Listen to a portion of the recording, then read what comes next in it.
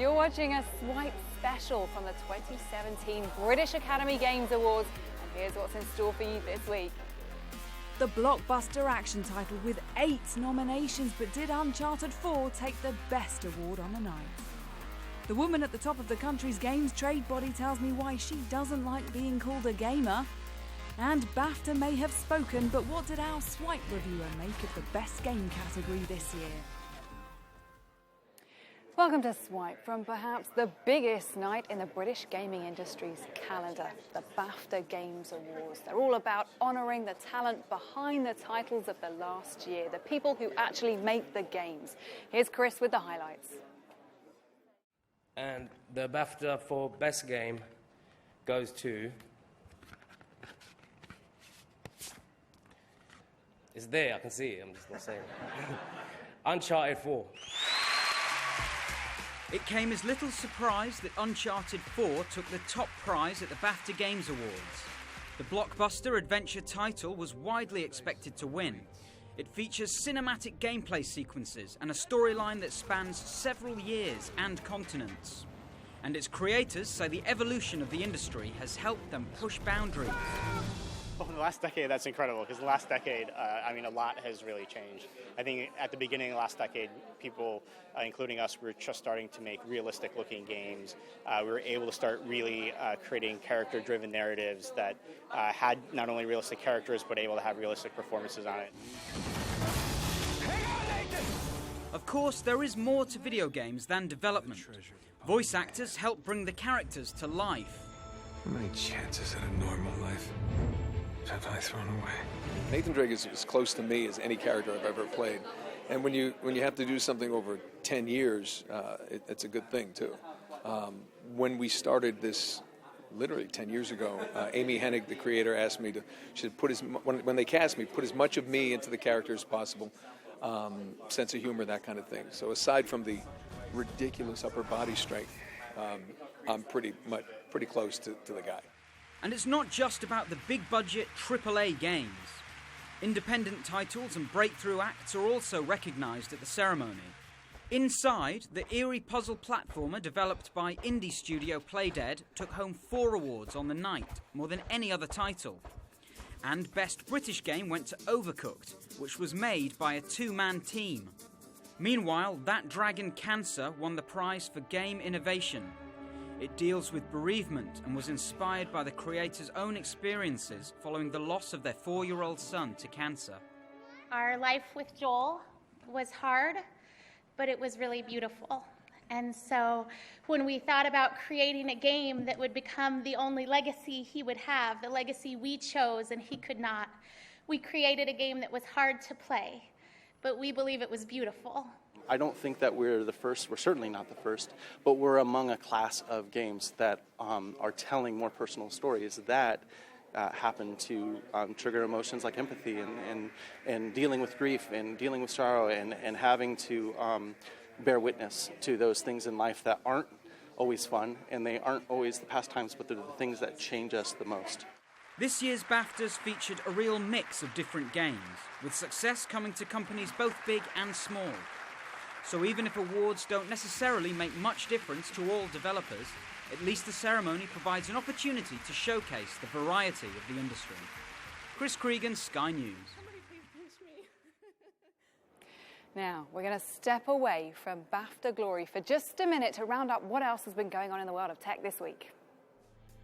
Members of the public have started testing a driverless vehicle in London. A prototype shuttle pod has been moving around pedestrianised areas in Greenwich with no brake pedal or steering wheel. The temporary trial is part of a project to see how people respond to the experience. Scientists at the University of Manchester have discovered a way to sieve seawater and turn it into drinking water. Using a membrane made of graphene, researchers were able to remove salt from the water and make it safe to drink. AOL confirmed it's merging with Yahoo.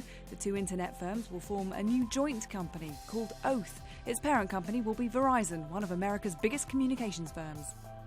It's thought nearly half of UK households are frustrated with poor broadband. Consumer group Which surveyed over 2,000 households with 46% reporting problems with their broadband. Based on the population, that equals around 12.5 million households. Now, tonight is all about the Baftas, but this whole week has been a key one for the British games industry because it's also been London Games Festival. A little earlier, I managed to have a quick chat with the woman at the top of the UK's interactive entertainment trade body, and I began by asking her if people still underestimate the video games industry.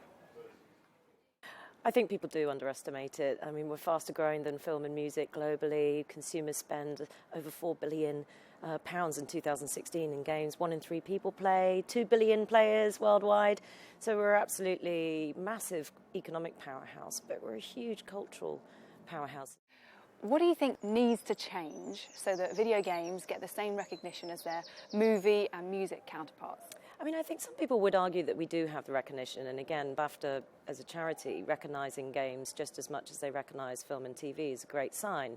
But I think it's around, sometimes it's the way that the media communicates about games, particularly to parents and to teachers who might not consider using games in the classroom, or who might not, know about the different kinds of fantastic games that they can play together as a family. I think Pokemon Go actually did, which is one of the nominated games tonight, that did actually change a lot of perceptions with parents and with the media. But I think, generally there needs to be more kind of cultural support for games. You see the film industry, the TV industry benefits from public funding to help new ideas, new directors, new developers could benefit from that if we had that kind of support as well. Do you think people who don't play games just don't get it? I think it's a weird one. I think there's a real cultural bias still with games. And I think if you say, are you a gamer, most people will say no. I say I don't like the term gamer, but I play games just as much as I read books, I watch films, I watch TV. So I think, I think it's changing, but I think sometimes people assume that games are just for kids. In fact, people who play games are the average age is in their mid-30s. So London Games Festival, why does the capital need a games festival? The UK is the birthplace and the cradle of the games industry. We're the 6th largest consumer market in the world, and we're really the home of development in Europe. London has this real kind of hotbed of talent. We also have the best university courses. We have such an amazing creative economy with the film industry, TV, advertising, architecture. So this huge creativity. London and the Games Festival really does try and shine that international spotlight on London as a gateway to the rest of the UK and indeed to Europe. And in a post-Brexit world, what's going to change? Well, I'm looking forward to the games that are going to come out around Brexit. I think for us, it's really about explaining to government and really pushing in negotiations for a real friction-free immigration system. We need to be able to hire the best talent globally from wherever they are. For anyone who didn't get why you laughed about games coming out around Brexit time, would you explain that? Games are really good at picking up on issues, and games can be comedy, they can be parodies. The game developers and the games industry is really, I think, really good at kind of making games that reflect the world around them, and politics is no different. This year's category for Best Game was a biggie, a real mix of titles. And while I know we've already told you who won it, we still think it's worth you knowing about some of the other nominees from that category. Here's our reviewer, Alysia. So 6 years after the first game called Limbo came out, we kind of have a bit of a sequel, something called Inside.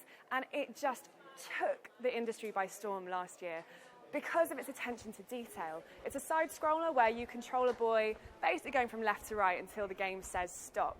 But what's really cool about Inside is some of the things it did in terms of games design. So it had something called procedural animation where when the boy was moving, his moves kind of roll into one another in such a fluid way that we've not seen in other games. It's dust particle physics. You should see the way that a floating girl's hair moves in the water. It is stunning. And just in terms of design and that attention to detail, it's well deserved the nomination tonight. Last year, the first-person shooter genre was so tired, and Overwatch came in and completely shook things up. It's made by Blizzard, and these guys are the guys who made World of Warcraft, so they're well-versed in kind of big online multiplayer games, and that's what they brought to the first-person shooter genre.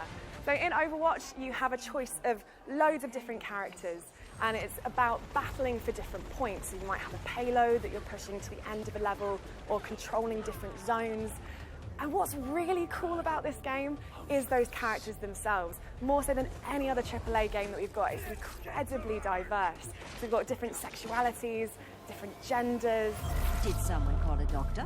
Different regions and kind of countries are represented, and that's really, really awesome to see in such a popular AAA game.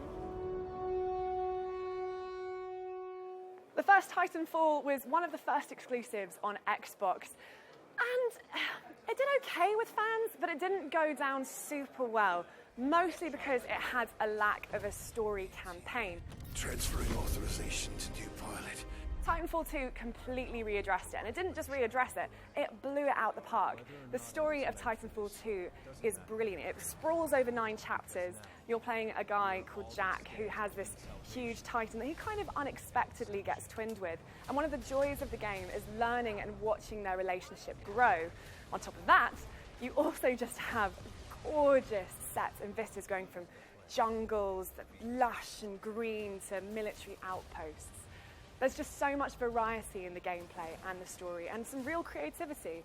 There's one particular level stands out where you kind of go back and forwards in time, so that you might go 1 second, you're trying to take out some troops, and the next minute you're going back to the same location years in the past, and then you're able to like reset your location. It's a really, really creative approach to level design, and it just made the game that bit more popular. Well, that's it from the British Academy Games Awards for another year. I'll be back next week with more Swipe. I hope you can join us then. And in the meantime, follow us on Twitter @SkyNewsSwipe and see what we get up to throughout the week. Bye-bye.